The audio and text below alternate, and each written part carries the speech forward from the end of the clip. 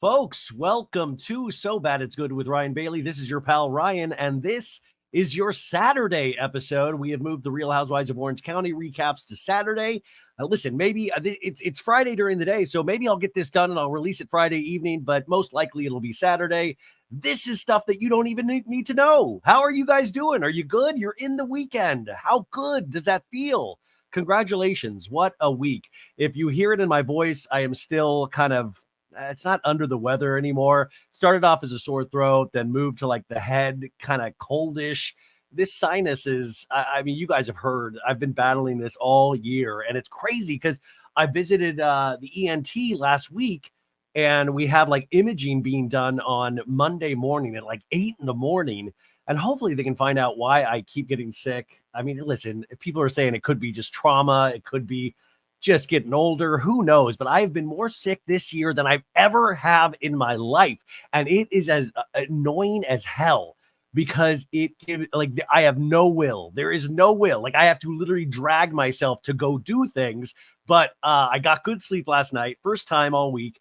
And I'm excited to do this because I think this was a good episode of Orange County. To me, this is a great season of Orange County, and I wish more people were watching. Hopefully you guys all are, because I think it's giving a lot. Now, of course, it's going up against the Olympics right now, so maybe even people haven't really watched this week's episode, but I hope you enjoy this. It's going to probably be a supersized episode because, let's face it, I do not keep things brief, and I'm done apologizing for that. This is going to be as long as I want it. No, there's so much to talk about because not only are we going to talk about the episode this week, episode 4, we're also going to talk about a podcast interview that I listened to by Carlos King, Reality with the King podcast. I really, really, really like Carlos King. I mean, this guy produces reality shows. He's been a part of early Bravo, and he has an excellent podcast. He has relationships with a lot of these housewives, and I love his whole thing. He's got his own lane in a lot of ways, and I really respect that. He was on the podcast sometime this year, and I hope to get him back because I just love talking to him. But he had Alexis Bellino, and then John Janssen made an appearance. And I thought there was so much information in the podcast that I kind of wanted to do a little bit of a recap of that podcast and what Alexis said in case you guys don't listen to it. Of course, I always recommend going and listening to that podcast yourself. We always want to support other podcasters.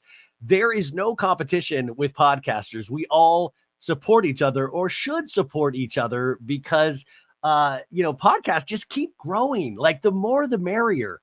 I always think this is the best place. So I've had so many listeners through the years like start their own podcast or inspired to start their own podcast, and it's like, hell yeah.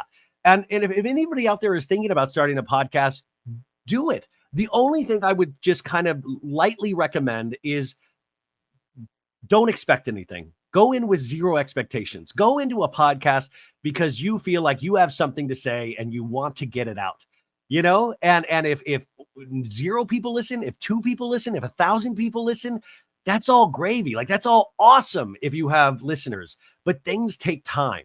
Things can take years. I'm still growing and I'm 4+ years into this. And every day I sit down and it's like going to the gym. I think it's like going to the gym. I literally don't go to the gym anymore, but it's one of those things that you have to kind of work that muscle. And every day there are new challenges. There's new issues. You guys hear the audio of this podcast sometimes. It's like it never, there's always something new thrown in your path. But just do it because you want to do it. Don't do it because you expect anything from it. And I think when you have that kind of attitude, everything that you receive from that point on is like a gift. And I don't know. So I can't speak enough praise about podcasts. I mean, you guys listen to so many of them yourselves. Anyway, so I wanted to focus on this Carlos King interview. So we'll go over that, and then we will do the recap of OC, which had so many good moments. Katie, the new housewife, really going hard in the paint with this Heather Dubrow stuff. And we'll talk all about Heather because I always say 2 things can be true at once, and a broken clock can be right twice a day. There are so many opinions I have of this. And I do love that Heather has this reputation of everybody's scared of her. They're all like, oh, see you at your funeral, Katie. You're dead. Heather's going to kill you. And I mean, we've seen so many tongue lashings that Heather has given out over seasons, but at the same time, she doesn't come off scary to me. She doesn't come off scary to me. And I don't mean like I would just laugh at her if I'm sure she could personally scare me. But like when I see her, it kind of, it's almost like a bit. It's almost like, oh, LOL, Heather. Oh, you're rich. Like you're one of the only truly rich people on this show. Everything's fine. Like she brings Dom Perignon to a golf event. Like, here, thanks for hosting. Here's a really nice bottle of Dom Perignon. Are you kidding me? I would bring like $2 Chuck if I brought anything at all from Trader Joe's. Are you like, what? I would just make up events to invite Heather to just so I could get that gift. Like, I would just be like, yeah, I've got 7 parties in a row I need you to come to, Heather, and just try to stock up like my wine and champagne collection. I think I already asked, but how are you guys good? As we ease into this, it's a really nice day in Los Angeles. I'm looking out the window right now. Hopefully I'll be out in it at some point. I've been trying to get up and move my body more to try to get in better shape. And then I got sick this week again. So I've had to scale back my walking, which sucks because I've been trying to hit this step count every day. These step counts, man. Does anybody out there still use Fitbit? Like, I switched to Apple Watch. I used to wear, this is insane. If you guys have been listening for a long time, do you guys remember when I wore the Apple Watch and I wore a Fitbit? And people would be like, you really have 2 technological devices on your wrist? And I was like, yeah, I would add a third too. And I just thought my whole left arm was just going to be devices trying to like get an accurate step count. But I used to be one of those dudes back in the day. I was obsessed with Fitbit. I would always get my 10,000 steps, and I fell off hard during the pandemic. And I've never really fully gotten back. And I've had like knee issues. Everything's falling apart at this point. But I think a lot of people, hey, shout out to all those people, their bodies are completely falling apart. Shout out. All right. But I'm trying to get back into it. And I've been trying to do the 10,000 steps again. And I'm trying to get my yearly step count up. And it becomes like obsessive. And that's kind of exciting because I'm competitive with myself, because I'm not competitive with a lot of things in life. But with step counts against myself, I'm like, we can do this. So when I'm sick, I'm like, damn, I can't get those steps in. And it eats at me. So I'm going to try to do this and then go get some steps in after we record. You didn't need to know any of that information, but I'm just sharing it with you. Okay, some news. If you like this show or any of the podcasts this week, you guys, great podcasts. I know it wasn't the Love Island USA cast, which, by the way, they're out in the real world. It is wild to watch them out in the real world, doing like the big podcasts like Nick Vialli and the BFFs pod. So there's tons of information coming out. But just as I predicted, it's really interesting to see which relationships are thriving, which relationships are kind of falling apart, aka Kendall and Nicole. So it really amps up that excitement for the reunion on August 19th on Peacock. And I would imagine there are restrictions in place where Nicole cannot officially say that her and Kendall are no longer together. They're probably saving that exclusive for the reunion, but I'm very curious. Leah was out in West Hollywood last night. I was looking at Dumois' photo set of her by paparazzi or Backgrid or whatever. And it is really interesting to think about these kids, locked away for 6 weeks, coming out of it and then being really, really famous all of a sudden. And maybe you guys never watched Love Island USA, but a lot of people did. And especially this certain age demographic that advertisers love. So you're going to see them pop up again and again and again, because this was really insane growth if you look at their social media. And on top of that, I predict that Kim Kardashian will probably have a couple of the Love Island USA girls in some kind of Skims ad by August 19th. That is a so bad it's good prediction. Kim K usually will see whatever trend is happening and try to put them in Skims, which is a very smart business move. So that is a little prediction. I did listen to a clip of, what is it? Tana Mongeau? I don't know. I never know how to say her name. She's been around forever. She's insanely famous in terms of the internet space. But what's her podcast called? Canceled, I think. So Leah was on Canceled, and she said that she was offered Love Island games, like they do this kind of game spinoff show, and she was offered it and she said no immediately. And I thought, wow, good for you. Like good for you. I wanted to know more about that. Was that because you're just tired of reality TV after 6 weeks? Are you just mentally spent? Like what goes behind that decision of turning something down? And also she talked about like the mental health aspect of it. And, you know, that they always kind of checked in on her and made sure, like, you want to talk to one of our people, which Bergie, if you went back and listened to those Love Island episodes, Bergie talked about having mental care aspects on that island for you to talk to after like really intense moments, which I thought was amazing and what all reality shows should do. In fact, Real Housewives of Orange County, there should be a medical professional on staff 24/7. I mean, there should be one just for Shannon Beador and then one for the rest of the ladies, because as always, this season is still like, what can Shannon Beador endure? She's like Chuck Yeager. She's like, how much can this jet withstand? We're flying too close to the sun. Will Shannon Beador break apart in the atmosphere, or will she actually get stronger? But Leah said, yeah, no. I was offered, but I don't want theirs. I want to get mine. And I thought that's really interesting too, of saying like, I don't trust the people you choose. I'll take care of myself. But if we study fame and pop culture, which go hand in hand, it's a really interesting group of kids to follow, because I just think fame, we see it, fame does really messed up things to somebody's head. And especially when you're at a certain age. Like we saw it, of course, with like really young child actors, you know, Drew Barrymore, Lindsay Lohan, the list goes on. And they were, of course, way younger than the Love Island cast, but the Love Island cast, early 20s, mid 20s. That stuff can really, like, imagine all of these people, including housewives, they go on reality television, right? They go on reality television in hopes of becoming famous. But I think nowadays there's so many reality shows and so many young kids trying to be influencers and famous that I would say a good 90% of the time, a show will come out and it does nothing for the cast, does nothing. So it's a real gamble. So even if you go in hoping for that, the reality of that is usually it doesn't come to fruition, the kind of fame that you might desire. But in this case, it did. And I think it's interesting because once you get fame, and this is why I would love to talk to the Love Island USA cast in like 6 months. Like, what was your expectation of fame? What was the disappointment of that fame? What was the exciting part of that fame? And what did it teach you overall? Because we always know, like if you study pop culture, you know that fame is not what it's cracked up to be. And then sometimes it gets you thinking in weird ways where then you're just kind of going after fame. What can I do to keep myself in the public eye? And that really transfers to housewives, which are OG people that have tried to stay in the public eye. In fact, Alexis Bellino, remember, off the cast of OC and then now back on the cast of OC.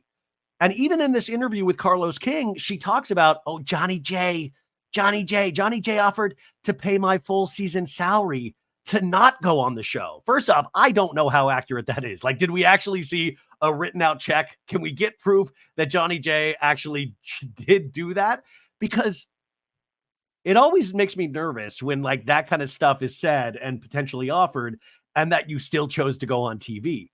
Because I think what we see and what we talk about on this show and what you guys see with your own eye holes is that fame does really bad things overall. These housewives end up fighting with each other. Their past gets uncovered. Their finances get uncovered. I mean, there is like, you know, popularity and fandom and like a lot of positive stuff that goes with it, but there is just as much negative in a lot of ways. So I'm so curious why Alexis, you know, was it almost like hedging your bets? Like if Johnny J doesn't work out, at least I have a job. At least I have money coming in. Because I imagine, we'll see how the rest of this season turns out, but I imagine Alexis will come back next season. And by the way, this is an Alexis-free episode 4, so it's good that we're talking about her now. So I always wonder about that. Like if you had the choice of making the same money that you would make on a show where you're going to go on and your life is going to be completely picked apart, what's the allure? What's the allure? And especially if you're in a new relationship that you really think is going to go long term, because I will say, I truly believe that Alexis believes Johnny J is her forever person. I believe it wholeheartedly. And I will say, I'm critical of Alexis and Johnny J. I'm more critical of Johnny J. Sorry, Johnny J, if you're listening. And like Alexis, I know you might possibly listen to this, so please take everything with a grain of salt. I don't mean to hurt anybody's feelings, and a lot of this is said through a humorous slant. That just might not be funny. No, but like there are aspects of Alexis that I really like, and there are aspects of her story that I hope to find out more, especially the loss of her mother, which she talks about with the Carlos King interview. And we haven't really gotten to that story in regards to this season. And I hope we don't just get the Johnny J storyline out of Alexis. I think that would be a huge waste of Alexis. And it would almost just be like, well, she was just there to be a grenade to Shannon, and not actually work on her character development of why we should care about Alexis besides being a foil to Shannon and somebody that Tamra can then like use against Shannon. You know, like it just makes Shannon that much stronger and that much more powerful, even though Shannon is somebody that's very reluctant to ever accept power. And I don't know how much Shannon even really believes in herself, which I think is why we root for her. But Alexis is like a dog with a bone when you talk about her relationship. Like she has got to be the best person to be in a relationship with. You know, she's that boyfriend or girlfriend that you had in the past that literally stuck up for you no matter what stupid shit you pulled. Because Johnny J, no matter how you want to look at it, even in this interview with Carlos King, there are some things said where it's like, dude, you don't have to do, why are you saying this shit? Let it lie. And Alexis defends this man to kingdom come. And you understand why, because she genuinely is in love with him. But at the same, you're just like, dude, let this man fight his own fights. And it's a very interesting thing, but I think we can relate it to our own lives in a lot of ways. I think we've all had that person where we stuck up for, like we stuck up for this person that no, like, and then literally we find out years later, oh, this person was not worth sticking up for. That person was like really in a bad way, bad spot, potentially a bad person. I shouldn't have given any of my shine to helping this person succeed, because it almost feels like so far Alexis is on OC to kind of be like, Johnny J's an angel and he's good at the sex. Yeah, 4 times a night. But like she is like a one-man wrecking crew in terms of trying to build up John Janssen's reputation after the Shannon Beador of it all. But these shows are never supposed to be about the men. Even Real Housewives of New Jersey, which, you know, those guy scenes are really funny, but at the same time, it's supposed to be about the housewives. So I enjoy I mean, listen, even this podcast, I'm a dude talking about this. And I know that can be really offensive to some of you guys because a lot of these times these are women's stories. So I always like to say, I acknowledge that, I accept that. And I'm bummed that offends you, but I realize that I'm a guy. So through the lens I look at it is sometimes maybe not the correct lens. It's just my lens. And you guys are going to have your own. And there are so many great people that reach out to me and go, hey, have you thought about it this way? Or have you thought about that way? And I've learned so much from my own audience.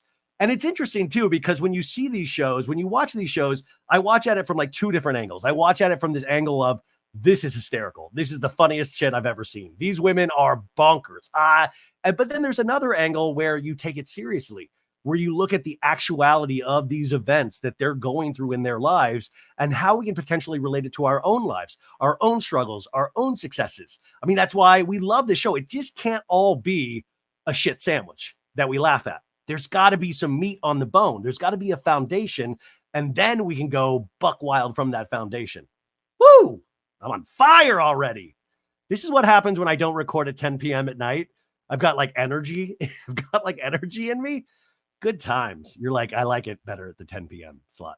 A couple of things more. We did the rate and review, 5 stars on Apple Podcasts and Spotify. Also, Patreon. What up, baddies? That's what we call ourselves. We're not the daddy gang. We're the baddie gang. Yeah, cringe. Big time. Dad jokes. Patreon.com/so bad it's good. We have been doing Vanderpump Rules season 1 recaps. We put the first one on the main feed, and I thought that was really fun. I just finished episode 3 last night. It's on the Patreon. The video's on the Patreon and the audio, if you prefer to, however you prefer to watch or listen. And it's really, really interesting to go back. And especially with all the Jax Taylor news that came out this week, to see Jax Taylor in 2013 and see how much, you know what I'm saying? Like, you see the women grow if you were to compare 2013 to 2024. Like you see, like Stassi's no longer on the show, but what I see from Stassi now is not 2013 Stassi. But Jax, 2013 Jax, seems really close to 2024 Jax. And I do wonder sometimes if the mental health issues, and I've dealt with this myself, is that sometimes you're just tired of your own bullshit. I do wonder sometimes with Jax Taylor if at the end of the day he's tired of his own bullshit, and that adds to that mental anguish, because sometimes you just get tired of living with yourself day in, day out. You make the same mistakes. You don't know why your mind works a certain way. And you're just like, geez, pulling the same shit still. Now, I'm giving Jax a lot of leeway. I realize that when I say that. But we have to look at it seriously. We have to look at something makes these people do the things that they do. Something makes us do we don't just come up with behavior out of nowhere. It comes from a certain place, whether that be your past, whether that be your family, whether that be present situations you're dealing with. There are so many things that go into the makeup of your mind.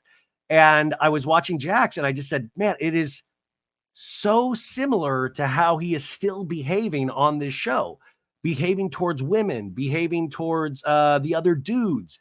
It's really, really interesting, but we have a lot of fun with it too. So the first 3 episodes are over there on the Patreon. We do one each week. It's only an 8-episode season, and the season is jam-packed. We just got to the point where Stassi broke up with Jax and then starts hooking up with Frank, and Frank was the other bartender at Sir that was friends with Jax. And he shows up at supper club, Jax, to try to win Stassi back. And then the next day, Frank busts Jax out and says, this dude got a hooker. No, this dude got a lady, not a hooker. This dude got a lady pregnant in Vegas and she got rid of the baby because of Jax. Like literally throws Jax under the bus to Stassi, and Stassi drinks all of Jax's Cristal. And Jax is like, he's fucking lying. And then spoiler alert, later on at the end of the season, we find out that he was, Frank was telling the truth, even though Frank does come off as a douchebag as well. I just want to point that out there. So we're having fun over the Patreon. We're going to do a Q&A episode on Sunday as well. So I'll make a post in Patreon to get your questions in. Okay, enough advertising. Let's get into this Reality with the King, Alexis and Johnny J interview and go over some of the pertinent facts. And then we will get into the recap. I'll put timestamps if you don't want to hear the Alexis and Johnny J info, but I think it's interesting and just gives us a little perspective and context for the season that we're seeing now. Oh my God, you guys. Sorry, I had to take a pause. I've been getting texts from my dad. This isn't even funny. Mom passed away last year, and we knew, obviously she wasn't well. We just thought she had a little bit longer than what she actually had. So certain financial things weren't taken care of. And my dad just discovered that there is like a lockbox at a bank, a safety deposit box that he doesn't have the key for. But my mom was in control of all that stuff. So my dad's like, what's in this lockbox? Do you know what's in this lockbox? I was like, I have no idea what's in the lock. My dad, I was like, what? Is there like another hidden family in a lockbox somewhere? Like, it's probably nothing. But he's like, very mysterious. I'm like, it's not very mysterious. She was just in control of everything. And that you didn't handle the financial stuff at all. That was all mom. But I'm like, what is in this lockbox? It's probably just like our baby teeth or something like that. So I can't wait to unravel the mystery of what's in this lockbox. Like, what could it, I mean, what, now I'm kind of curious. What could it be? Whew, I'll try to keep you guys posted. Also, I know I keep saying I'm going to get to this Alexis Johnny J stuff, but I'm just enjoying talking to you guys. And I watched like 3 hours of the Olympics last night, and that shit just blows me away. That women's gymnastics, the Simone Biles and Suni Lee, they're just amazing. I always forget how much I enjoy watching that. And then I'm like, I don't really care about the Olympics. And then they come on and I'm just riveted. I was watching like men's swimming. I was watching all of this stuff. But the gymnastics, oh my gosh. And then like the American team, Simone got the gold. Gymnastics, like the women's gymnastics team crushed it. And it really is kind of inspirational to watch. But also I have to give a huge shout out, like they're going to be listening. Huge shout out. I'm sure all the women's gymnastics people are listening right now. But they're the lady that won the silver medal in the gymnastics last night from Brazil. What's her name? Oh, it's Rebecca Andrade. Rebecca Andrade. And she took silver, spoiler alert, And, they told her story before, and you really get it's like with any kind of reality show. If we can know a little bit of your story, we root for you. We're more inspired. We get a little bit of like what you're about. And she had this amazing story. Grew up in Brazil. Her mom, like a single parent home, had other children in the family, and she took a liking to gymnastics, and she had to walk 2 hours to get to the training facility when she was a kid, and then her mom gave up her bus fare that she would use to go to work to actually pay for Rebecca's, classes, and I just thought, like, how much work went into that. I mean, imagine, like, on top of the training, how much work it takes to get you to that point, where you're actually able to train to do the thing that you love, and she killed it. And I mean, just this amazing story and what she means to the people of Brazil. It was just really inspiring. Now I listen, Simone Biles, hell yeah, that's all our girls. She's incredible, amazing, one of the best athletes of all time. But this Rebecca, I just thought this was, I mean, really inspiring story of just really doing everything that you can to do the thing that you love. And the thing that you love, imagine it being gymnastics, one of the hardest things to do in the world. And imagine not having like everything at your disposal, like world class training facilities, all of this, like really struggling to get the time in to do the thing that you love. It blew me away hearing that story. And I wanted to mention that real quick. Um, okay. Sorry, I'm getting an alert about Sheena Shea fighting with Candace Cameron Burr.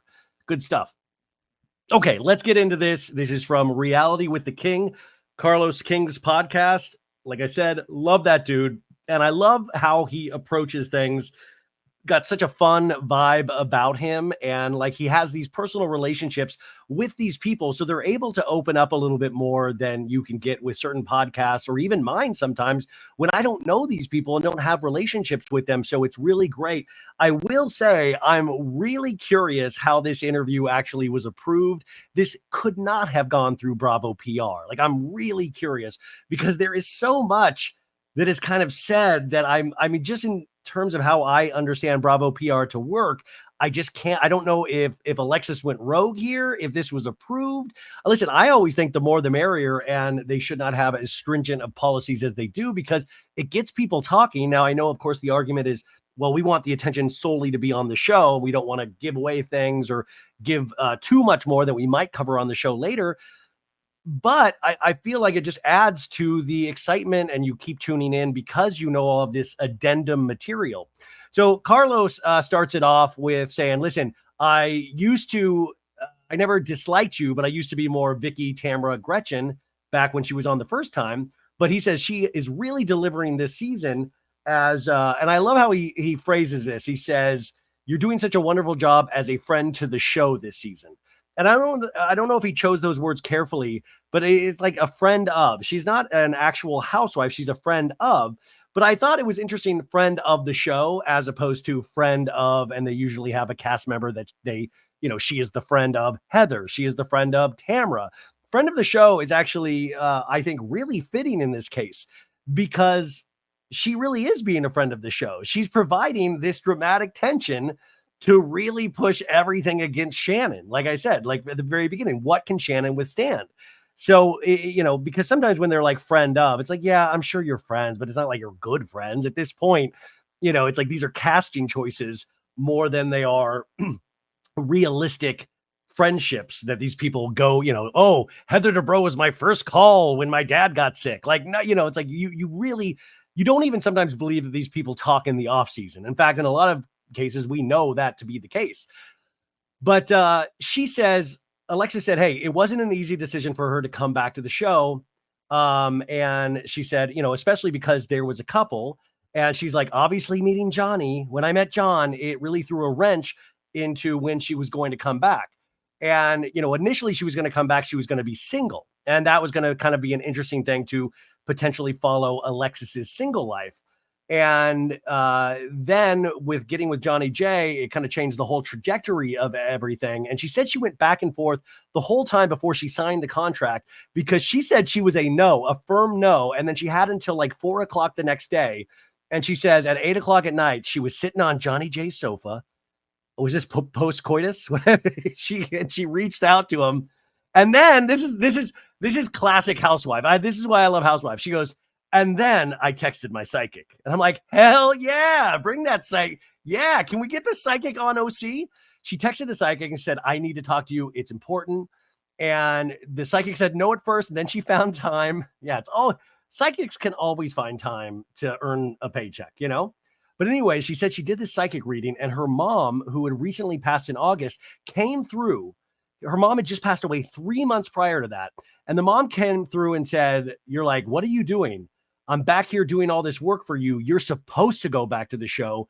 Jesus didn't take the wheel. I did. So put on your big girl pants and go. And Jesus takes the wheel is my mom and my song. My psychic didn't know any of this. My psychic didn't know the song. My psychic didn't know Bravo was trying to get me back on the show. My psychic didn't know I was calling, but that's what came through. What if the psychic was just Andy Cohen in like psychic garb? Just like just like scarves everywhere, potentially an eye patch. Listen, I wish I had the kind of disposable income to go see psychics. A lot of Jeff Lewis sees psychic. Like, I now am around people that actually do see psychics.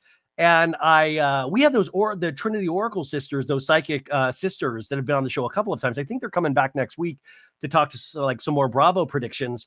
But I've never had a personal psychic, and I mean, that's such an interesting thing. And listen, my mom passed away, like I said, and it does leave you so much more open to the afterlife because you want that, you want contact with that person you lost. So I can completely understand this. I just think it's interesting that this psychic had no idea about Bravo, no idea about anything. And then the mom came through and also the mom told her to put on her big girl pants.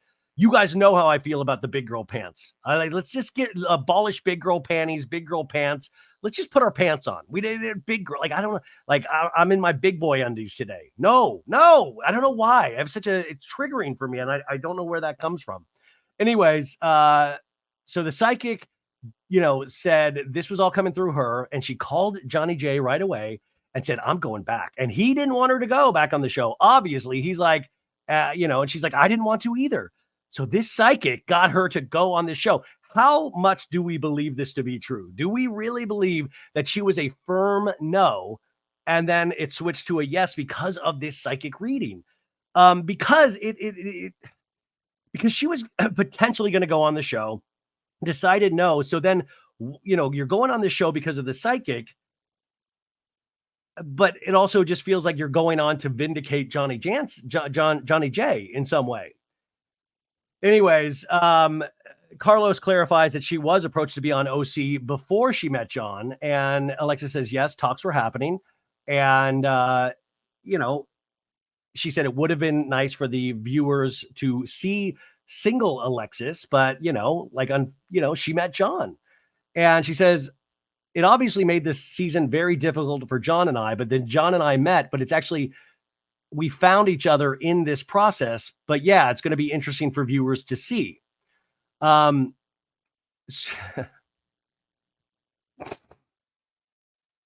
then Carlos is like, hey, how did you and John meet? Because listen, I'm a straight shooter. And then he goes, pow, pow. And I like that about Carlos. He kind of had like this energetic vibe when he asks questions that I think probably really makes the person he's interviewing really comfortable.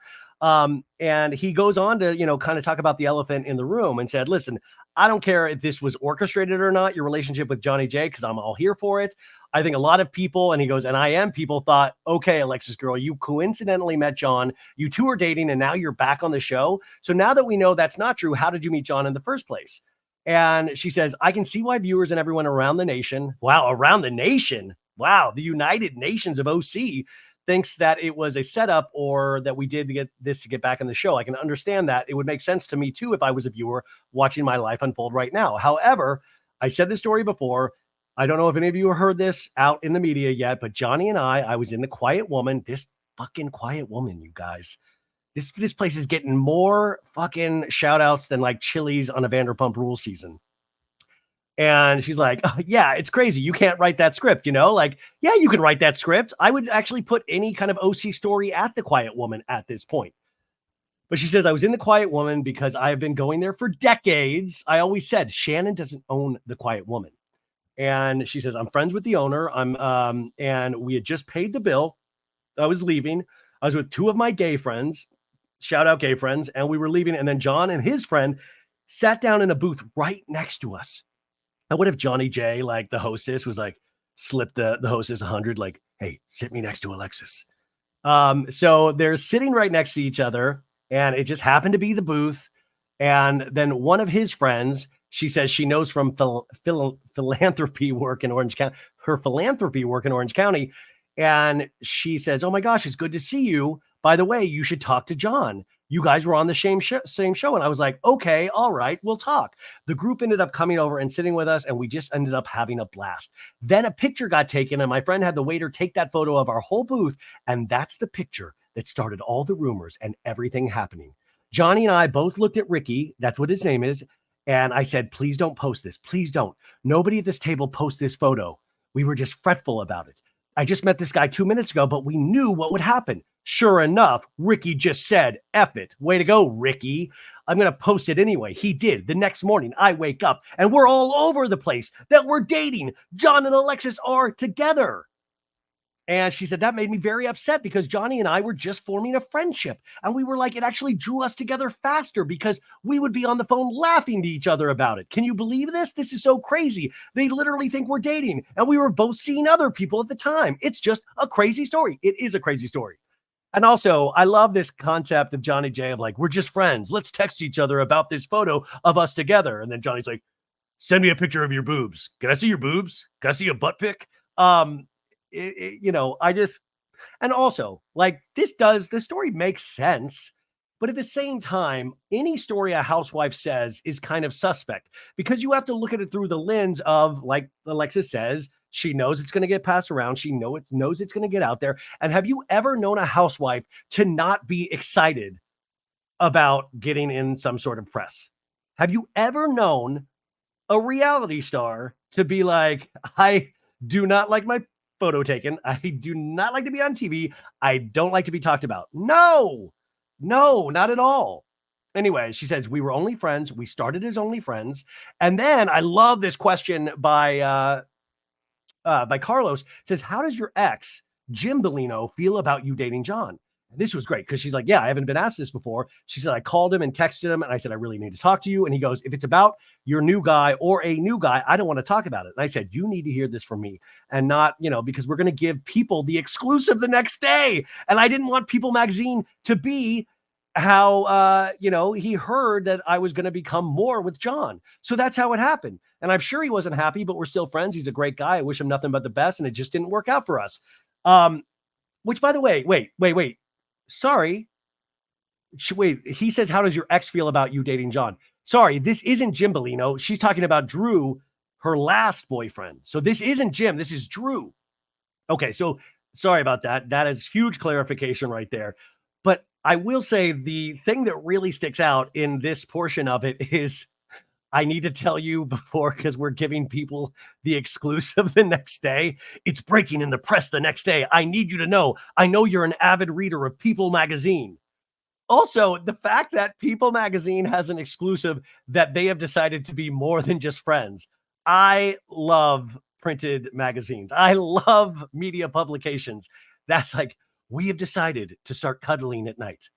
Anyways, Carlos is like, you're a woman that wears her heart on the sleeve, right? And she's like, yeah. So we have this sort of understanding this season. What is the difference between, besides you obviously being single, Carlos says. And so then he asks, like, what's the difference with her this season? A lot of people think she came in so hot because Shannon's fans, listen, they support Shannon and she came in really hot. You took her man. And why did you have all this fire and desire all of a sudden? And she admits, she's like, listen, I can see why people would think that. But then she goes into what else was happening. She's like, I lost my mom and my fiance all in the same week. My mom died on August 1st, she says. She broke up with her fiance on August 4th. So I lost everything all at one time. Now, think about this. Like, listen, I am so team Shannon, but it is interesting to think about this. And I would be so curious what that little, like that August 1st to August 4th, where you break up with your fiance 3 days after your mom passes. That is fascinating to you. That's really fascinating. And she's like, before that, 10 years ago, 6 years ago, my marriage broke up. Then I lost my kids part of the time. They moved in with me full time. Then her mom got sick. And it was 3 years of her being a caretaker and watching her mom's decline, which obviously I can completely empathize. And she says it's horrific. It is fucking horrific. But she said all of this, like I just don't give two fucks anymore. I just don't. She says there's so much that I lost, but I feel like it made me become much stronger because what doesn't break you makes you stronger, right? And I think that's a lot of it. And then just watching my kids grow up, and now I have 3 teenagers. They're going to go to college. There's a lot of life growth, the true growth that happened over that 10 years. The viewers haven't seen me. I'm still the same person. I know I come in very hard, but I was also still grieving. I mean, that's something I want the viewers to understand, and I think they'll see that as the season unfolds. I really hope so, but right now it seems like she is being used as a device. Use a weapon formed against Shannon will not prosper. Any weapon formed against Shannon will not prosper. Also, do we know, like, I don't get to listen to Carlos's podcast on the regular, and I know he's good buddies with Tamra and Teddy. So is he come out hard against Shannon, or does he appreciate Shannon for the housewife that she is? Because to me, Shannon Beador is a top 10 housewife. But it really shows you, I mean, to me, this is just character development right here.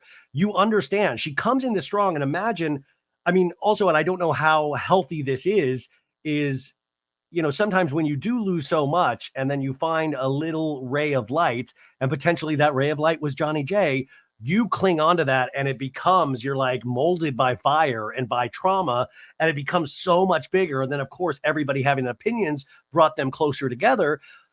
And I don't know how healthy that is. I really don't know the answer to that, but I know some people would say that's not very healthy because you are really making this such a core part of your life. And we see that her coming in so strongly for Johnny J. But what I want to see is more of what she's talking about on this podcast, on the show. That is wild to me. All of that stuff, like losing fiance, losing mom, kids growing up. We saw her on this show once before. And then to inject this whole new love into it, I would have been kind of almost wondering, man, what a season would have been with Alexis without Johnny J, where that would have gone, and would we have gotten more of this backstory? And are we going to get that backstory? So she says we're going to see it as it unfolds. Who knows what that means? I know she's back on next week's episodes, but she says she does break down a lot about her mom. She says, I'm still physically in the grief stages. 3 months after my mom passes, we started filming, and I could barely keep this podcast going. I can barely keep this podcast going right now. Like, I'll go up and down with things. So I would find it even more difficult to be in front of a camera so soon after something this big. And especially since she watched the slow decline of her mom over many years. But she says, I didn't have the time to go. I'm all better and healed. I'm still hurting from it. But I think that's a lot of why you see such a different Alexis this season. And it's not me trying to prove any points. It's just that I'm not going to take any bullshit, and I'm not going to sit there and sugarcoat things. Okay, you don't have to sit and sugarcoat things or take any bullshit. But at the same time, you do have to have the empathy that you expect from other people to have for you and your situation. And you have to realize that Shannon deserves that same empathy. Now, that's probably going to be almost impossible for Alexis because, Johnny J, and her doing the hippity dippity, and they're, allegedly in love. But she says, I'm also not going to let people, one person in particular whose name shall not be mentioned, lie anymore and get away with it. I'm just not. It's not going to happen, which I'm imagining this is Shannon. And even Carlos goes, listen, it's Shannon. I could mention her name. You don't have to. And he goes, don't apologize because you are everything that this season needed. Do you know what I mean? He says, I'm a big believer in following the reality. The reality is you are in this situation. The reality is you are on the show with your current boyfriend's ex-girlfriend. God, that's a messy line to say. Yes, that's the reality. But also, Carlos, I think the other reality is all the stuff she just said in your interview, which makes this reality. That makes why we're seeing what we're seeing and the intensity of this. But Alexis says, it's not easy for me either. That's another thing. It's like everyone's, oh, poor Shannon. Well, what about me? She dated him before me. You think it's easy for me to try to film and go be around that? Yeah, but that's why you had a choice to not have to do that. You didn't have to do that. You're doing this because, you're psychic and your mom told you to, but at the same time, you didn't have to put yourself in this situation. And you have to understand, Shannon has been on this show so long, and we've watched her go through so much, especially this year. You think losing your fiance, losing your mom, that is really intense. But we also watched, and we didn't watch that on the reality show, but we did watch all of Shannon's mistakes on the reality show. So yeah, like, of course you're going to go into that situation. And I think you had to have known that. She says it was very hard, very difficult season to do. And he asks, what are your thoughts on Shannon? And she's like, who? And he's like, Shannon, the person who you showed where the door was, that door. There's the door, Shannon Beador. And Alexis goes, that's my feelings about her. That says it enough. Sorry. So she refuses to answer. Like, Shannon, who? Do I hear the wind talking? I don't hear any Shannon. But then Carlos goes, well, when it comes to Shannon Beador, a lot of people have said she's erratic. A lot of people said she's had an emotional roller coaster. A lot of people said she's delulu. Are these things that you also agree about her as a person? See, this Carlos, this is great, man, because he really, she didn't want to say anything. So he gives her 3 things that he's heard other people say about her. Hey, do you agree with any of those things? That's such a great interview technique. I love that. And Alexis says, well, she's good TV. So, let's just leave it at that. And everything you say, I think fans are going to see, all of this keep happening this season too. So that'll speak for itself. Yeah, it's good TV, but listen, you came in guns blazing, trying to make good TV. I think it was standing up for your love, but I think you came in there with the purpose to try to make good TV. You were out Shannoning Shannon in that first episode. So he says, one of the things that we saw on the show was that there were sort of accusations that Shannon allegedly was telling other women, Emily, about John, that he is a camera whore, that he pretty much is using her. I'm Johnny J. I'm a camera whore. That he pretty much was using her, all allegedly, he says. He wasn't paying for certain things when they would go out and have dinner. What are your thoughts about that? And she said, okay, well, let me address your last part first. The one about, which, by the way, he's right here, so he can speak on this also. And they're like, is that John in the background? Yeah, you can say, Johnny, say hi. Johnny, come here. And then Johnny Beador comes on. And Carlos, listen, this had to have been prearranged in some fashion, because he sits down and they start going into it. So it feels, I don't know if they're almost trying to make it seem like it was spur of the moment, but I just don't think you have spur in the moment when it comes to this kind of stuff with being on a show and actually giving information that these fans want to hear. I don't think there's a lot of accident when that kind of stuff. So Johnny J comes in and Carlos says, hey, John, so when you left Shannon, did you also leave stress? Because you look amazing. Great compliment. And he's like, well, thank you. Yeah, I did. And you're only the 3rd person who thinks I'm hot. And then it gets into a conversation about how hot John Janssen is.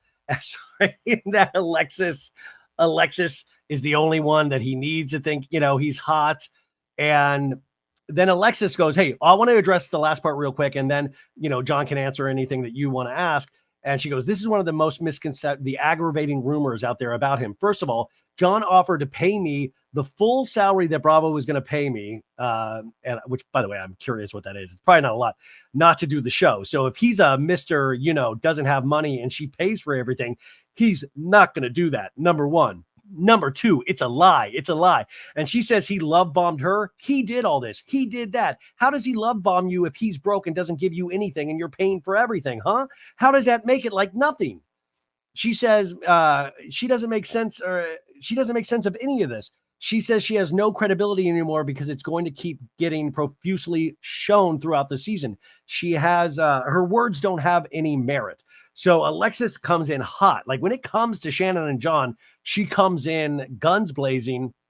And so she says that John offered her the full salary to not do the show, and that she also takes umbrage with the fact that Shannon says that John love bombed her. How can he love bomb her if you say that he's broke and doesn't give you anything?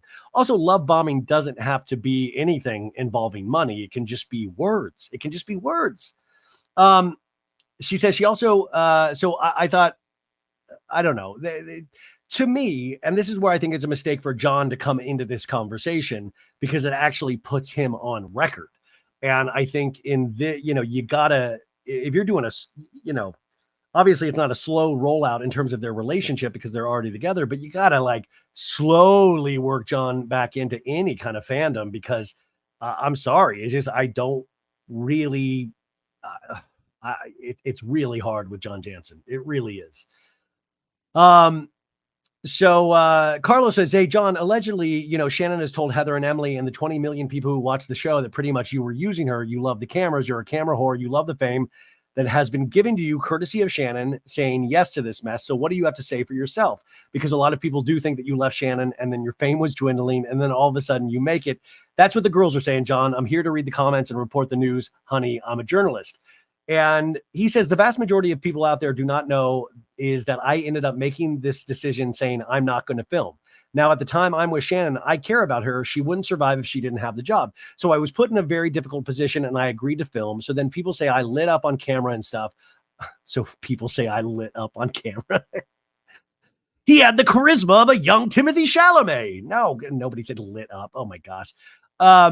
He says, I'm shy actually, and I was trying to make the best of it. I'm not trying to be a dud, so I tried to make the best. I mean, this is like, he never came off as like a showstopper. Like, come on, never. Not even if this was him trying, didn't like come off amazing. But he says, so whatever they saw, that's what it was. So Carlos is like, what I'm hearing is, I've done plenty of shows throughout my career. And that's one thing that people don't understand is the fact that this is no secret. It's publicly known that the men do not get paid. And the men on these shows, they are a big part of these ladies' storylines, right? Are you intimating that obviously when it came to your relationship with Shannon, it was real? You also knew she had this job. The job was important to her. And we've seen that. And you felt that as a man, her man at the time, you were pleasing your girlfriend because you knew how important the show was. And they are both there. And he's like, yes, I did it for Shannon. Okay. Now, the one other thing, though, is if you really took umbrage with this and you did it for Shannon, wouldn't you also extend the same offer that you allegedly extended to Alexis and give Shannon the, like, I will pay your salary to not do the show? Did you only do that because you saw what the wreckage of the show brought to everything that you offered to pay for Alexis because you saw what happened because of Shannon? And then if it really did cause that much wreckage, why did you agree to stay with Alexis if she was on the show? Like, those are just really hazy still for me. Anyways, Carlos is like, well, a lot of what Alexis says, a lot of what John and I said is it's going to take time for America to actually see what was real and what wasn't. That's right. Hey, screw the presidential election. America has to decide where we stand on Johnny J, Alexis, and Shannon. But she goes, he isn't eager to jump on the camera this season with me, and I filmed it the whole season, so it's just going to take time. So she says, but he isn't eager to jump on the camera this season with me. So does that mean he did? He just wasn't eager to do it? She says, yeah, he did a red carpet with me. And, everyone's like, oh, but he went on the red carpet with you. Well, I asked him to. He did it for a favor for me because I wanted to go to that event. By the way, I think, if I'm not mistaken, was the event the DirecTV Oscars party that I was at Spago? Because I remember them coming in. And I remember Shannon and Vicki were supposed to be there as well. I think Vicki showed up and Shannon didn't show up, which, by the way, I wouldn't have shown up that too if I knew Johnny J and Alexis were going to be there. But she goes, he doesn't want me to go alone to these events. He wants to go with me. We're not going to crawl in a hole and die just because there's a rumor out there and that he's a fame whore. He's not a fame whore. Trust me. He's been asked to do 1 million interviews. Okay. Tom Brokaw wants this man. But she said, the guy said no for up till now. I mean, he's just popped into this now. And Carlos was like, thank you, John. Thank you, John, for this important honor. He says, it's been a dilemma because my silence is largely responsible for people hating me, John says, and thinking I'm this bad person because all of these things that have been said about me have taken hold as truth over the last 4 or 5 years. And it hurt me. It hurts me. And he says, it has to hurt you financially in terms of work. And he says, yeah, it has. So that's a big, like, how did it hurt him financially? How did that hurt him financially? And if it did hurt him financially, once again, why are you there? Are you there just because you love this woman, Alexis? It feels like you would be repeating the same bad behavior if it is all to be believed about you and Shannon. You're just repeating that same bad behavior, unless you really are kind of interested in rehabbing your image. Now, listen, it does suck for people to say bad things about you. It does suck.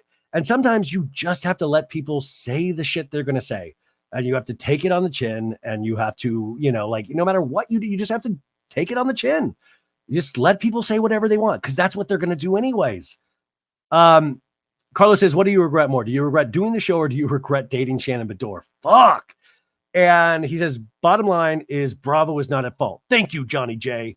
The cast is not at fault, John says. I mean, the cast definitely have said a lot of bad things about me, but I really can't blame them, because they're just believing drunk Shannon comments, and people think the cast know me. They don't know me. Now, this huge mistake, believing drunk Shannon comments, I think that is so tactless. I don't care what you think Shannon has said about you or what you think we've seen in the past. There is no reason to call her drunk Shannon. I think that is Tamra Judge behavior. I think it's easy. I think like that's so easy to say that. I mean, that's the easiest thing to say in the world. And in no part of this do I ever feel like John is just being a man. Like, no, he's like drunk Shannon comments. And then he goes, I've never even had a conversation with Emily Simpson, for example, and she definitely doesn't like me, but she doesn't know me. And they act as if they do. They think just because they've heard through Shannon what she said, or they filmed one scene with him or two, Alexis says, he's never sat down one-on-one and had a conversation with any of these women, like a heart-to-heart. Which, by the way, that would be weird too if Johnny J was having hearts-to-hearts with Emily Simpson during the Shannon relationship. And then Alexis says, then asking him what kind of guy he is and how did he grow up, what was his career, like none of that. They don't know anything about this man. Just what by the way, Alexis should do a Johnny J documentary about the life and times of John Janssen. She says, that's why I came in so hard this season, is because when I fell in love with John, first of all, we didn't try to. We were really trying not to, because we knew the path of being together was going to be way more difficult if we found somebody else at the grocery store, let's just say. So she's saying if she pulled up to Ralph's or Gelson's or like a, Erewhon, that they would have been way better finding somebody at that supermarket. Which, by the way, that's a great story for a lot of women in Orange County. I met John Janssen at a produce aisle. We were picking out cucumbers, and he approached me. I'm John Janssen. Do you watch Bravo? It would be so much easier if we... Anyways, so they weren't trying. And they were like, okay, once we were like, okay, we can't look back, and we were madly in love, and we are going to go through full throttle with this. It's ride or die, baby. It's Bonnie and Clyde 2024. But she says, I came on this season very upset because I know his heart. I know him. I look at him and I can see his past, like his childhood. I can see everything in his eyes. So I come in defensive and hard. But at the same time, it's like, who wouldn't when they're in love with someone who's been completely demolished and it's all untrue? Well, Alexis can look at Johnny J and see his childhood. Fuck, she's got a gift. This is like that. I mean, talk about psychic powers. That's huge. So he says, no, I feel, listen, at the end of the day, stand by your man, Carlos says, and I think it's okay for a woman to defend her man under these very unique circumstances. Okay. Yes, it's okay to defend your man, but the show isn't, that's what I'm saying. Like, now her storyline is defending her man, and her man isn't a cast member on this show. Shannon is a cast member on this show. So it is interesting when John isn't there to fight his own fight. And we've got somebody that used to be a regular coming in, we haven't seen in a while, and it's coming in to defend this person that isn't there. It's just kind of weird, right? So then he goes, listen, I've seen you on the show with Shannon, and I have my opinions. And, obviously we see a 42-minute scene that gets cut down to 7 minutes. What was it like dating Shannon Beador? And John's like, that's a big question. You know what? I want to say that my relationship with Shannon was real. Real Housewives. She has a wonderful side to her, but I think people out there just assume like John was the problem in the relationship. This is Alexis saying this. Alexis is like a politician's wife, man. Stand by your man. She says, I would just challenge people to think about what it might be like to be with Shannon. I will say that, and they're like, what was it like? Well, he says, what it's like to fail every day, all day, every day, to fail at everything. That's what it felt like to date her. But there were fun times. There were good times. She has a wonderful side to her. She's funny. I mean, she's funny and seems fun. It was real. I tried very, very hard. I did. But brutal, man, what it's like to fail every day, all day, every day, to fail at everything. Now, I think as grown-ups, and John is a grown-up and Alexis is as well, and they've both been in relationships, John obviously in relationships before Shannon, is that it takes two to tango.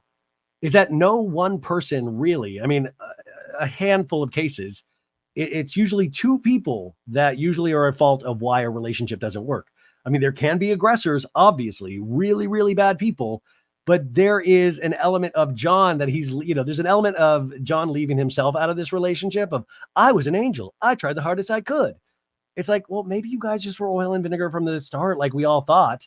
And also the fact I'm just keep coming back on that drunk Shannon comment. It's like, John, dude, we watched you booze it up as well. In fact, I made a meme 4 or 5 years ago. I'll have to find it, like during one of the seasons when they were drinking together. And I literally said in the meme, I was like, these two are professional drinkers. Like they just drink together. In fact, remember when they were at, what's her name? That that is no longer on the show, that really wanted to be on the show. Why am I blanking on her name? She came out to, well, one sec. All John should have said in this moment was the relationship was real. I did try very, very hard. I did, and it didn't work out. It doesn't have to go further than this. But he says, oh, we were never meant to be together. And it's a lot of stress that's gone from my life. And it's sad. And then Alexis is like, well, I brought new stress with some more media and some bad coverage and all the haters. It's perfect. His life has went from one to the next. And then he goes, well, it's not that there's no stress. I mean, I'm not on the show, but I think I'm talked about more than anybody else, which is pretty surreal. Listen, John, you're talked about because, listen, if Alexis wasn't on this show, I don't think you would have been the storyline you think you would have been, when I think the storyline would have been Shannon wrecking into the house and picking up the pieces from her life. You have then made it onto the show because Alexis came onto the show. So in a way, it exacerbated the problem of John Janssen. You would have been a footnote as opposed to a full storyline. I can't be the only one that sees that. So he says, I'm talked about more than anybody else. And she goes, it's really hard on him. There's part that, he doesn't have a voice. And it's like he's mentioned in every scene, whether I'm there or not, and in a negative way. And, Carlos is like, I get that. That's why I'm so appreciative, John, of you talking to me, because I want you to have a safe space, doing what an interviewer definitely should be doing, Carlos. And he said, I'm an avid watcher of the show. And one of my last questions is, I see things unravel with Shannon over the years on the show. I never once, and this is me being honest, I never once thought you were the cause of any of it. I did not see that at all. My opinion was, I want to know if you think the same thing I think. Is Shannon still in love with her ex-husband, David Beador, and she still hasn't healed from that marriage?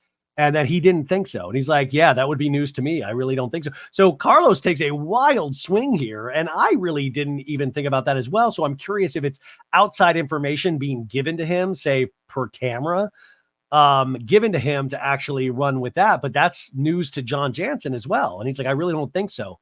Yeah, I'll leave it at that. I don't think that's true. And then he says, okay, last question.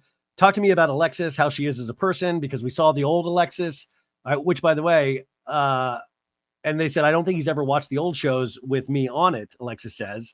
And he's like, yeah, I haven't seen her. Come on, John. We know you've seen every season of OC. He's like, yeah, I haven't seen her seasons.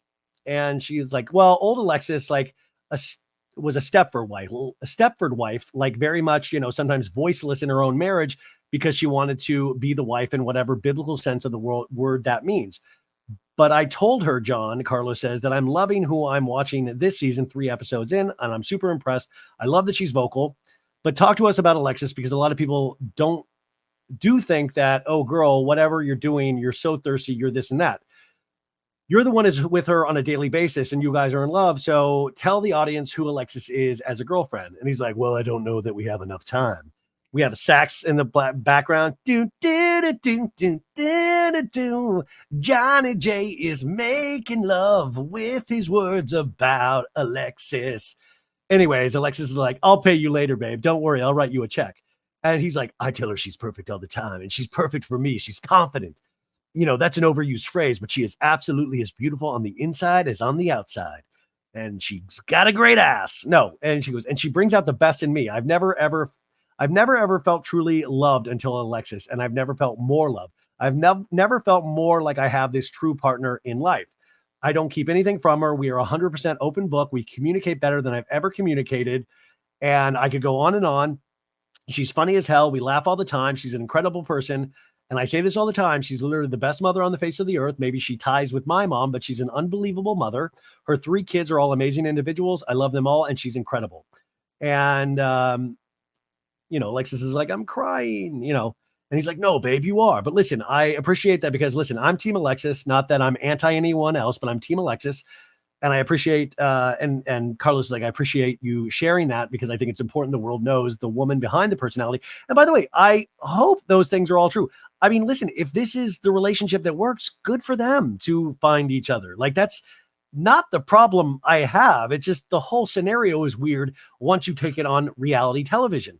And besides a psychic, I'm still not hearing like really why it's worth going on this show. That's the only thing I'm still like really curious about. Like, just say I'm trying to set myself up for the rest of my life financially, really hoping that this works, that I can be on multiple seasons, Anyway, so Johnny exits, and we got some good Johnny clips from that.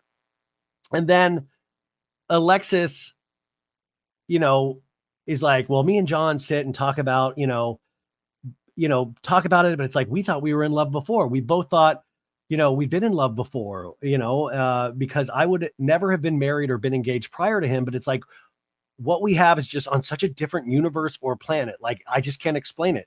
I'm not discounting anything else we've had in the past because we don't regret our past either. It's just different. And it's a lot of a lot of the sayings just come into like, when you really meet your person, So it's all of this, how much they are in love with each other, 150% in love. So we totally get that's like hit time and time again. And then she says, in 5 years, people might think it's actually a cool story. Yeah. I mean, in 5 years, we might be so pro team Johnny J and Alexis. Who knows? But she says right now they hate us and they think we're doing everything to harm other people and we're in it for thirstiness or TV or whatever. It's like, no, just give us some time. Okay, well, I'm glad she's very aware of that. And I think, some of us do feel that just because, like I said, it's brought on reality television. It's like sometimes just go live your life if you're that happy. Why bring it in front of the cameras? So that's my whole point. Anyways, Carlos says, I think the reason the cast is so good this season is because there are true friendships. I feel like a lot of franchises, they're not friends. I think Beverly Hills truly is those women, but a lot of the other ones, I don't think any of them are really friends. Jenn and Katie and I are trying to go to lunch at least once every 2 weeks, Alexis says. I talk to Heather and Tamra all the time. There's true friendships there that are legitimate and not just because of the show. He's like, oh yeah, all of you women are great. I want to talk to you more about your cast because obviously you are an OG housewife that was on many seasons and now you're back as a friend. What are your thoughts on what's going on between Jenn and Ryan and the whole situation with their finances? And she says, well, I've only met Ryan a few times, but I've hung out with Jenn several and I adore both of them. I think they're super nice. They're cute as heck together. They're fun and funny. And I think he's a stand-up man who takes a woman, he's a stand-up man who takes a woman in his home and her 6 children. I think that you cannot just turn your head on that. And that's not like, John's even said, he's like, that's true love because men aren't going to just open their door and say, here, I want a whole new big family at that large of a thing. So the love I think they have is real. I love the thought of Johnny J and Alexis talking about other people's relationships. But she says, I don't understand what's going on with the money issue with Ryan and all that stuff, which is interesting because they even picked back up cameras. So I'm wondering if Alexis was a part of when they picked back up cameras. But she says, I'm just going to let that unfold myself because I don't want to speak out of a situation I don't have the facts of. I am so curious, though, because I feel like she does feel she has all the facts with Shannon. And I would like more of those facts to really understand more about that situation. So, she says it's hard being friends with her because what's happening between her and Tamra. I mean, Tamra has called her a single white female. And wait, sorry, I think I lost the thread here. Oh, Alexis points out, no, I was the one that was called a single white female. I think Emily said that to Shannon, if I'm not mistaken. But she says in regards to her relationship with Tamra, she says, I adore and love Tamra, and we both have a very long history of a friendship. And I know everyone thinks that's weird because we didn't have a friendship.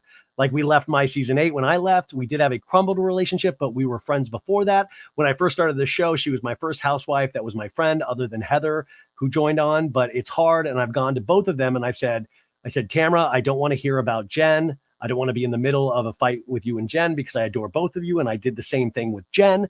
I just said, I don't want to talk about Tamra because Tamra also not only has issues with Shannon Beador, but she has issues with Jenn Pedranti. Right now, Tamra and Jenn are good, but we obviously know that probably goes to shit like it did last season.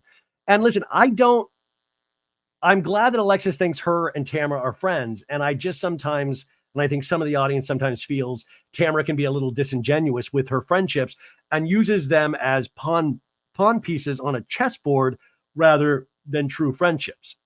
It almost seems like what would benefit Tamra sometimes in those moments in the course of the actual scene work. But she's saying, listen, I drew a hard line saying, like, don't talk to me, don't put me in the middle of this. And she says, if you think about it, a lot of the other women have to do that with me because they're friends with Shannon. So it's like, I think you have to compartmentalize the friendships in this kind of scenario because of the fact that we're working together and there's some friendships and there's animosities. So, I mean, that's what I feel. Just compartmentalize it, which I think is actually pretty good advice, and pretty good way to handle those things. She says, I can be friends with Tamra and friends with Jenn and go face value. And when one of them F's me over, I'll deal with that. By the way, that's the course of these shows is that one of them will F you over just for the show itself. She asked, what are your thoughts? He asked, what are your thoughts on Emily and Gina? And she's like, I don't know if I really want to go there right now. She's like, I've heard a lot of things that I guess I have to see how it unfolds this season. I saw Gina the other night at a shindig and we got along just fine. I think she's funny as heck. I think the jury is still out for me on both because I feel like they're one way to my face, but from what I hear, they're not. And especially in their confessionals, and they're really brutal to John, not Johnny J. So for that, I kind of want to give them the bird, but I think for me, I'm just going to have to watch the season unfold. I'm not picking up the phone and calling either of them daily. So I do a lot of the other women, just to be honest. I don't think they really like me deep down. I think from what they've heard through the grapevine, I think they're both pretty much don't like me, which is interesting for her to say after all of this filming is wrapped and the show is starting to air. So obviously that's like a big kind of pointer to where this season goes in terms of Gina, Emily, and Alexis. But she says, I'm not looking for new friends. I have a small circle and my circle is great.